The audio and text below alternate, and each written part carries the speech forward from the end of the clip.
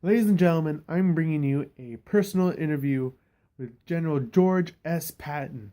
How are you today on this lovely, strange, mostly strange spring slash winter? I'm doing pretty good. Thank you for inviting me to the show, even and bringing me back to life. So thank you. And like I said, so question number one: where are you from? I heard you're from California, but I can't precisely say where in California. I am from San Juan, California. I was born and raised there, and I'm from a military family. Most of my family's been in the military of some sort. So, yeah. Oh, really? That's actually not that far from where I'm from. I'm actually from Pomona, which is actually not that far from. Take your hat off. That's a sign of disrespect. Respect to your superior officers. I'm a four-star general. Okay. Yes, sir. Uh,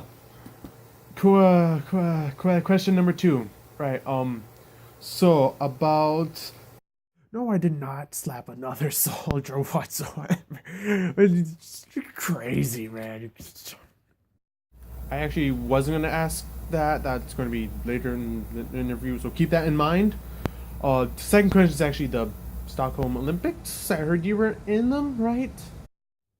The Stockholm Olympics. It was a wonderful, wonderful time there. I was in a few races, shooting competitions, which were personally my favorite, but it's for Balonki because I was shooting a 38 caliber revolver, and everyone else was shooting a 22. It's like a hole like this, and then a hole like this. They kept on thinking I missed, even though I'm shooting through the exact same hole I just shot through. It's mm-hmm.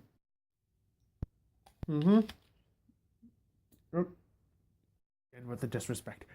Put it down. Now. Now. Sorry. Put it down. Continue. Her generation. I was in a few fencing fights, with fake sword fighting and all. I also rode a horse for I forgot what it was at the steeple chases or something like that. So those were a few things. So after the Stockholm Olympics, you went to the Pancho Villa expedition, correct? The Pancho Villa expedition. That was a fun time, and not really because we lost a lot of soldiers. But anyways, that's where I got my, the ivory handles on my 45. Seemed to lost it. Apparently, I can't find it anywhere. But yeah, it was an interesting experience. We're taking down Mexicans, in the border towns because it's bad for everything and everyone. And after that, I started to admire Pershing, and eventually I heard about these things that huge armored vehicles that taking down people and like crossing unexplainable land. Sorry, but yeah. After that, I was a first lieutenant when I came back from the war or Pancho Villa expedition, and yeah, I came back in February. Freaking killing stupid Mexicans. Good. Oh, okay. Racist. Next question.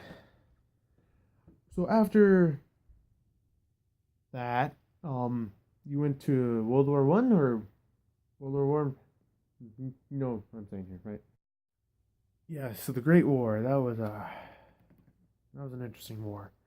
I was part of the AEF for the relief of France and Britain and all of them. But I was also promoted as a captain, and that's when I actually became a commander of these tanks. It was interesting. These light tanks, they just would withstand anything the Germans would fire at us. All they had were rifles and machine guns, and none of these would like pierce through the armor or anything, unless you got that one German machine gun with armor-piercing rounds. Then that's a doozy. Later, I soon took command of the first tank brigade, later to be the 304th Tank Brigade in November 6th, 1918. Yeah, the end of the war. So I took command of that, and seemed to be like all the way through the war, lose a few tanks. I didn't really engage on that many like tank to tank combat, but that's what the next war. So then after the Great War, you basically trained more people to prepare for the next war after that. Correct? Yes, correct. I did help the preparation just in case Germans would retaliate again, which they did. And I prepared a new generation of tankers to fill these next generation of tanks to hopefully defeat the Germans once again. And we did. So then, after Hitler took over, the invasion of Poland, America joined in World War II. What part of World War II did you take care of? Did you take care of which theater? Yes, after World War II broke out, as I expected, me and General Pershing took care of North Africa. I was finally promoted to a general, so we took care of it. And we helped the French and British, mainly the British, take care of and take all that land back from the Axis powers. And we basically tied it up with them. Alright, so after you secured Africa from the Axis forces, you took over Italy after that? Or was it Sicily? Yes, we took care of Sicily, not Italy. Very close, but we were the soccer ball, not the boot. We pushed on to Sicily. It was rough. We did lose a lot of casualties, but we did it successfully.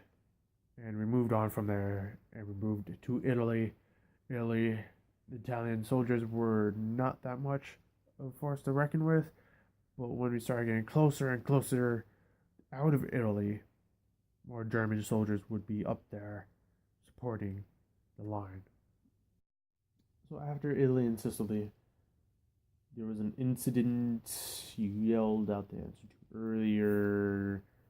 I like to bring that back up now, and so then me and the audience knows what really happened. Okay, fine.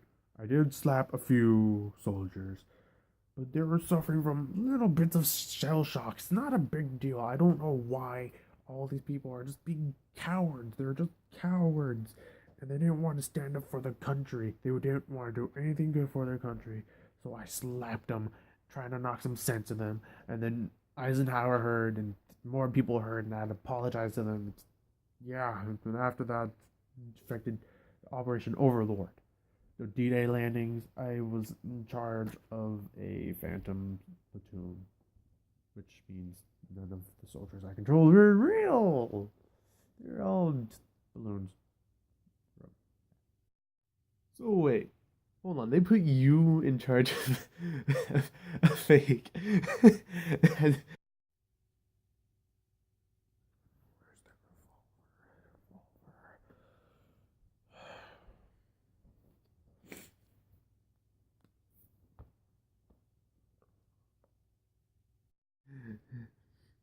Sorry.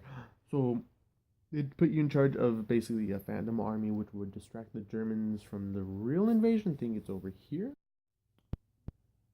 Yeah. After I finally got an army, after the D-Day landing, I finally took command of some more soldiers, and we pushed on to Germany. Yes, there were a few bumps, but hopefully I won't have to bring some of those bumps up. So then after you took back control of some sort of military, you and your troops pushed forward towards Germany, which would bring me to the Lorraine campaign, Operation Market Garden, and all that. Ring any bells? Yeah, that's one of our bumps. That's alright, campaign. That was. I don't want to go over there. Operation Market Garden. Our goal was that we had to secure a few bridges. The 101st secured a few. The 82nd secured a few. Miss, you got your shout out. They supported as much as they could and held the line. Yes, some of them, we lost a lot of soldiers. We lost a lot of soldiers to these battles. And by the time we got there, there's like so like bad. By the time we got to the bridges, they were blown up so much. I'm surprised they didn't fall under my tanks. in my boot. So after that, I do recall, because I am a huge 101st Airborne fanatic, the Battle of the Bulge. You did, technically speaking, take part in the forest, correct? Again, another bump. Yes, the 101st Airborne were trapped in, as you can tell, a bulge in the lines, and I was tasked to send relief to them. Our tanks would eventually get there, but they were very slow because, tanks weigh a lot. They malfunctioned a bit. It was cold, really cold, and sometimes the tanks wouldn't turn on.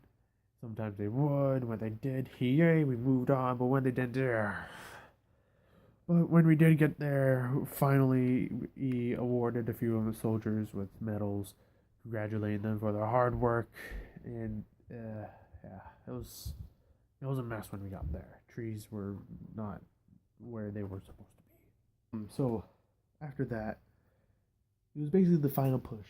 Last stop, Germany, before the Russians get there. Correct? Ah, yes, Berlin. The final push. Eventually we'd get there, but not in time. The Reds would get there first. But we fought valiantly. We did cross a few prison camps, and we freed the prisoners, allowing us to have a greater force. Not really, because they all went back home. But we still fought valiantly. We eventually got to Germany, but not in time for Berlin. The Reds would take Berlin, its capital. The Germans would surrender. So I'm disappointed about that part, but oh well, we still won the war. Kinda.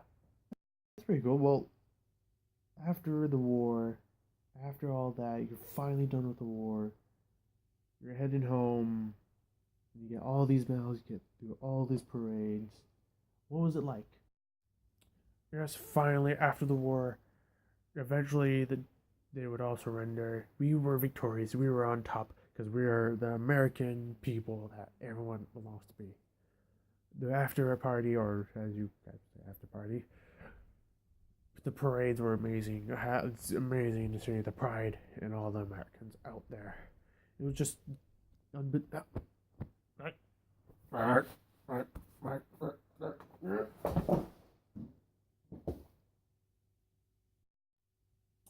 Oh, okay.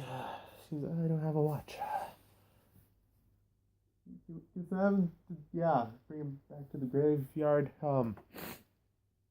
Hey, so our time's up in the interview. Hope you guys enjoyed the interview. Having General Patton here is rare, since he's dead again. But yeah, you guys enjoyed the interview. See you guys back wherever I see you. Hey, I hope you guys enjoyed this little skit I had for you. It's for a project I had in one of my history classes. So it's a 2-for-1. I get a project grade, hopefully good, and I get a video out for you guys. So yeah, smash that like button if you enjoyed. If not, I'm sorry, I tried my best. Hit the subscribe button so then you get more content from me. I promise I'll be back very, very soon with more content. See you guys soon. Peace.